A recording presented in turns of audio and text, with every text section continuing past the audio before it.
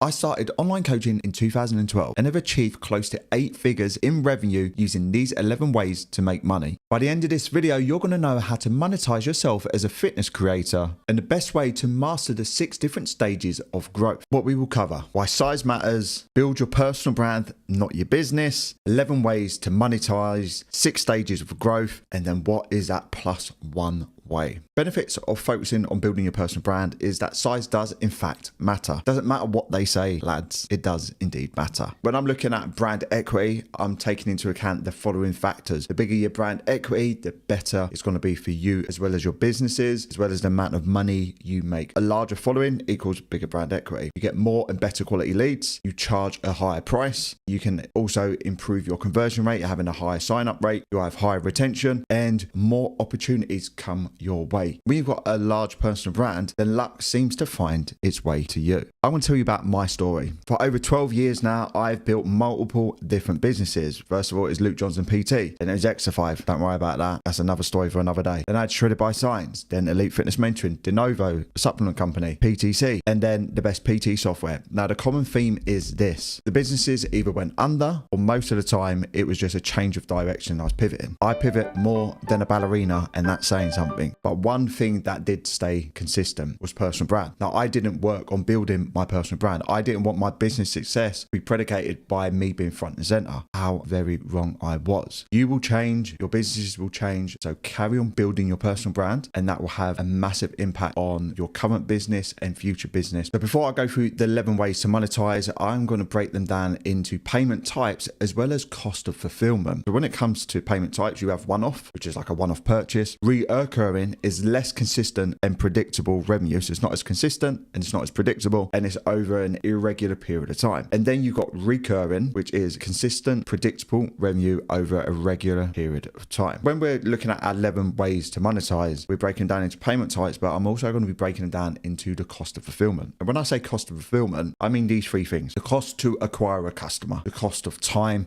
on your part, or maybe you're hiring a member of staff, and the time that it will take them to fulfill that product or service, and then the actual cost of goods. Is it a physical product that you physically have to purchase? You need to then deliver that, etc. So when we're looking at monetization models, so number 1, we've got the one that most online trainers should focus on, is one-to-one coaching. It will give you the highest amount of recurring revenue per customer, and it is consistent. Then we've got group coaching, an ongoing service, but rather than one-to-one, you're looking at one-to-many. And then finally, we got number 3, which is more of a membership/subscription, and the group coaching and membership could probably fall in a similar category. Up next, we got the reoccurring, which is, as we know, less predictable, less consistent, and over irregular periods of time. And I've broken that down into number 4, 5, 6, 7, 8, as you can see on the right hand side. Up first, you've got fitness challenges, which I recommend people use more so than actually group coaching. All of this will depend on your target market and your ideal client profile. Then you've got your own products. You've got the cost of the actual product you'll be manufacturing, the cost of fulfillment. Then you're moving on to 6, 7, and 8, more your passive revenue streams, which I'm going to go through in more detail in a little bit. With one off, we've got number 9, which is consulting. So it's nothing set in stone. It's just be like people pay you for your time. Then we've got number 10, which is events. Now this could be high fulfillment costs if you're actually running events. I've run events from 2013 all the way up to probably 2016, 2017, and they can be fairly expensive the bigger you go with them. However, if it is not your personal event and someone else is paying you to speak at that event, then the fulfillment costs will be low, so that can go from a red to a blue. And then number 11, you've got education. This could be coaching guides, this could be mini courses, anything which is transactional. Bigger your personal brand, all of those things will just shift up. All of your prices will go up. When we look at social media and we look at sponsorship, affiliate commission, and ad revenue, say for example on YouTube, as your social media following grows, you will see that those lower revenue streams for your business can gradually start getting higher and higher, bigger your following grows. Now I'm going to look at the 6 stages of growth. Now this typically happens with any service-based business, but especially for online fitness trainers. But you'll have stage 1, which is getting to the magical 5 to 10K mark. Stage 2, we've got 10 to 20K. Stage 3, we've got 20 to 35. Stage 4, 35 to 50. Then we got the 50 to 100K, and then stage 6 will be 100K plus per month. Each stage has its own challenges and pathways to success. There's no one ideal route. It will depend on you. It will depend on your preferences. is it will depend on your target market with what route you should take. Now, most people will think just add more and more products to it and you'll just make more and more money, but that involves more complexity and more things to try and sell on a regular basis. So most people, when you're starting off, you should just focus on one-to-one coaching. You can easily get to 10K per month for one-to-one. If you're looking to make additional 10 to 20K and you want to bring in the recurring and recurring, you probably want to then interject maybe some fitness challenges along the way. That should get you to 10 to 20K per month. Now, it's up to you whether you want to hire staff underneath you. I'm a firm believer in today's world that you should build your personal brand, and I wouldn't do online coaching the way I did in 2013, 2015, knowing what I know now, but more so that the actual importance of personal brand as well as the advancements in technology. You could quite easily do that by yourself, one-to-one coaching with some fitness challenges throughout the year, and then converting people into one-to-one coaching from there. 20 to 35K. Here you could just add another member of staff to help manage the challenges as well as take on a few of the one-to-one clients after they've completed the challenge. Then when we get to around the 35 to 50K, this is when you're probably going to have a three-tiered option. So if we look at like your one-to-one, that is your higher price one. Your fitness challenges is your recurring, which again will vary based on the type of challenge that you are going to run, whether it's more of a group, whether it's more of a personalized, or whether it's more of a customized coaching challenge. Once you get to that point, what you want to do is you'd run your fitness challenges and then you would either upsell them into one-to-one or you downsell them into a group coaching program or membership. And that will have like your three-tiered system. Could quite easily just work all the way up to 100K. Then when you're looking to get over 100K per month, you have more choices. As you get to that point, if you've worked on building your personal brand and your social media following is going up, which was once very passive and low amount of money with sponsorships, ad revenue, affiliate commissions, that could also add in there as well. But there's no sort of magical way. It's just a way that I would probably look at doing it in today's age of how I would build my own personal brand and my fitness business. So what is the one way, the plus one? Quite simply, you just add and you create another business. At this point, you should have your systems in place. You're making 100K per month. You don't even need to be making that, but it could be slightly less. Another business will use one of these 11 ways to monetize that business, whether it's a supplement company, whether it's a branch off of your other fitness business, whether you're focusing on building a YouTube channel and trying to just monetize that. Each business, the plus one, is a separate business, a separate identity that will use one of these 11 ways to monetize. If you want to learn how six-figure online trainers are getting more leads than they can handle, then watch this video here.